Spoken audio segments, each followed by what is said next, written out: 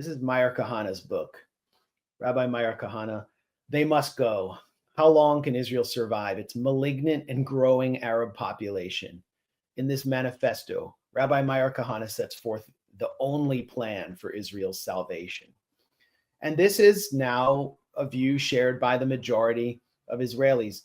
Meir Kahane, who was an American far-right rabbi and FBI informant who was basically paid to stir up trouble between Black New Yorkers and Jewish New Yorkers, who founded the Jewish Defense League, which was basically a domestic terrorist group, moved to Israel, started the Kach Party, which was outlawed by Benjamin Netanyahu's Likud because it was seen as sort of a competitor and a rival. That was the real logic behind that. But Kahane really hit on something that was so powerful that reverberated for generations. And we've seen his acolytes like Itamar Ben-Gvir rise to top-level cabinet positions in Netanyahu's cabinet, helping him hold his coalition together. Kahane declared that there's no such thing as a Jewish and democratic state. Being a Jewish state and a democratic state is irreconcilable, not because necessarily there's anything inherent about Judaism that makes it anathema to democracy. But if you have a democratic state, then you're granting rights to the indigenous Palestinian population, which will allow them to grow and outbreed the Jewish population, which does not proselytize as Muslims do. And therefore, you will have effectively an apartheid state with a minority governing a majority. At some point, unless you ethnically cleanse, you transfer the Palestinian population. And so therefore, they must go. He wanted to clear them out before the crisis festered to a point where it metastasized. And now most Jewish Israelis, including like opposition figures like Benny Gantz, who have endorsed Trump's proposal to the extent that it is a proposal, agree with the Kahanist vision for Israel. And this was put forward by the Institute for Institute for Zionist Studies inside Israel. It's a Likudnik think tank that supports Netanyahu. They put forward a plan for ethnically cleansing the population of Gaza after October 7th, following adequate destruction. But a series of other plans have emerged too. One, which is actually uploaded by Netanyahu's own office onto his website, which I think Trump may have viewed, something that Jared Kushner would definitely want to get in on. And it's a plan, it's the post-war plan for Gaza, which I will try to like crudely translate and just go over really quickly. And this is what I think what Trump was doing was presenting an amalgamation of Kahanism and this plan, which is called Gaza 2035. And it's based on Mohammed bin Salman's Project Neom, which plans to put resorts and high-speed rail along the Red Sea and develop the Red Sea all the way up to Israel's Eilat. So Netanyahu got a team together to put this forward as the continuation of Mohammed bin Salman's plan, economic integration, what we'll see with the Abraham Accords. And of course, it includes Gaza's decimation as a prerequisite for its fulfillment. This is the PowerPoint. So it's Gaza 2035. And here you can see the map beginning along the Red Sea. Looks like the Houthis, Ansar Allah, is going to have to be decimated as well for this to work. And then you can see from Petra to the Mediterranean, it's kind of like a Belt and Road infrastructure project that continues all the way to the Mediterranean, which dovetails with various proposals put forward by like imperialist think tanks in Washington, like CSIS, for U.S. domination of the Mediterranean.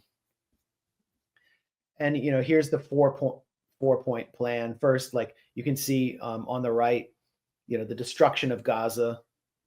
Hamas, it's like Hamas is eliminated. Then it says humanitarian aid. Basically, the population is separated between the irreconcilables who support Hamas, who will be like liquidated or placed in concentration camps in the Negev, which is currently what's happening with the population that was kidnapped out of Gaza. and then rebuilding. And then finally, basically like the utopia in 2035. It looks like the United Arab Emirates. It looks like Dubai on the sea. Amazing. And this will all be done under Israeli leadership in partnership with the Arab states. And it's presented as win-win, a win-win for Israel because it gets security. The US, it gets regional leadership for Saudi Arabia, Qatar, and the United Arab Emirates, enormous amounts of economic opportunity. And of course, they're going to be the de facto authority or providing the funding for the Palestinian Authority that will rule. Other countries like Egypt get economic opportunities in the Sinai Peninsula. The Palestinians will be de-radicalized and, they'll live in beautiful homes on Riviera, just as Trump said. And for other countries in the region, like Lebanon, Yemen, Iraq, it will be like a model where they will clear out their resistance factions, destroy them, and then they will begin to rebuild too, according to this plan led by Israel, the US, and its, sellout partners in the Gulf. And then here's the infrastructure map with all these ports. A Gaza marine port. That's interesting because there are gas deposits right out there in the Mediterranean. So Gaza's gas will be stolen by the quote unquote international community led by Israel and business consortiums led by Jared Kushner. And then, wow, it looks like paradise. What's going on here? Look in the lower left-hand corner. That's a Tesla, or it's meant to look like a Tesla. And they're building an electric car plant in Gaza using what it says here is relatively cheap Gazan labor. So Gaza basically becomes a slave class for the Arab rulers who are themselves basically ruled by Israel and the US. Paradise. This is the Riviera Trump was talking about. It was all uploaded on Netanyahu's website. So it's this concept that I think was presented to Trump, and he added his own Kahanist, crude colonial flair to it. I don't know if he meant it at all, but it's inspired a lot of people to actually, surprising amount of people to actually defend and support him. One of them, Ben Shapiro, top pro Likud influencer in the US, who himself wrote an essay back when he was a sort of child actor for the conservative movement called "Transfer is Not a Dirty Word." You can look it up right now. He wrote it for Town Hall. He retracted it or claimed he was like just overcome by zeal as a young virgin Likudnik, but now he seems to favor it again. So basically what Trump has done here, whether he means it or not, is he has legitimized this kind of rhetoric of ethnic cleansing. Yeah, the Biden administration was smarter about it. They just tried to do it behind the scenes. Anthony Blinken went quietly to Egypt and Jordan and tried to get them to accept Palestinians from Gaza under the guise of being, welcoming to refugees out of humanitarian concerns. And Trump is now openly saying they should leave. And he wouldn't commit to letting them come back because he doesn't want to have them come back. He even said, who would Gaza be for after you rebuilt it? He said the people of the world, by which he means wealthy people of the world plus migrant laborers, like other favorite wealthy enclaves of his. So that's the plan. And the question is the final solution. It's the Madagascar plan. Yeah. Look up the Madagascar plan. That was the Nazi plan for removing Jews to Madagascar. This is the same thing. So the question now is, what political force is going to stand up against this? Democrats, some of them voiced outrage at this. So did some Republicans too. But who is actually going to stand up anymore in Washington for Palestinians' right to self-determination? Jesse Jackson once did that. When he was like the first major political figure to do that in the U.S. He was attacked for it. Then in the 1990s, the Clinton administration pretended to care about Palestinian self-determination, but they were never serious about it. So it's like we have two parties. One of them pretends to support, or the Democrats generally pretend to support Palestinian self-determination even when they don't. And Trump, who's now no longer even bothering to pretend. The Bush administration pretended too. George W. Bush called for a Palestinian state, which of course he didn't mean. So now Trump has totally lifted off the mask. But what next? And what next for Gaza? People will not be leaving voluntarily. But I mean, like, the problem is Trump is correct that it is unlivable. I mean, even before October 7th, the UN was warning it was going to be unlivable within a few years. Israel's done everything it can to bring that, to accelerate that timeline by leaving it destroyed.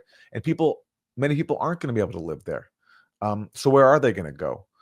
Why can't they go to their original homes back in 1948 Palestine, from which they were expelled? Well, that's a non-starter for Israel and the U.S. And but then it's, why can't they go to the West Bank at least while their homes in Gaza are being rebuilt? And they can't go there because Israel's stealing their land there too and filling it with Jewish settlers who are on a continued rampage, displacing thousands of people there too. This gets overlooked because Gaza has been such a hellhole at Israel's hands, but settlers in the West Bank have displaced thousands of Palestinians. Settlers and Israeli soldiers have displaced thousands of Palestinians in the West Bank too. Well, it's a no-go for Egypt and Jordan. The Egyptian upper middle class and upper class does not want Palestinians in their midst, sees them in many ways the same way that Zionists see them, as kind of troublemakers, as a problem that they should have nothing to do with. And this encompasses a large part of the military elite in Egypt, including Abdel Fattah al-Sisi, the leader of the military junta that controls Egypt, who's, after what happened in Syria, very troubled by the prospect of a kind of Muslim Brotherhood insurgency or Muslim Brotherhood led protest movement in Egypt. I mean, there's a lot of economic dissatisfaction in Egypt right now. And he said, this cannot work. We can't let them into the Sinai. Jordan is a neo-colonial backwater created by the British with a kind of quasi-British king, a Hashemite king ruling over a majority Palestinian population who experienced more political pressure in the streets after October 7th, with huge protests in Amman than he had at any time since Jordan experienced Black September, when it purged the PLO violently. And his government exists heavily off US and EU donations, including USAID pumping money into this whole network of NGOs in Jordan that create this kind of parallel colonial economy. I mean, it's existential for them. They're not going to allow this. I don't know what they can do to resist Trump, but they're not going to allow it. And I think the Trump administration is going to put pressure on them. Who will fight for Palestinian self-determination? Well, the Democrats are doing some performative tirades. Alvin Green's calling to impeach Trump again. They never do this. They don't care about Gaza. The only groups that will fight for them are in the axis of resistance, which have suffered enormous casualties taking on Israel since October 7th. And I mean, we can talk about it later, but Israel's violating the ceasefire in Lebanon again. It's attacking all around Lebanon, trying to create divisions in Lebanon between Hezbollah and the rest of the population.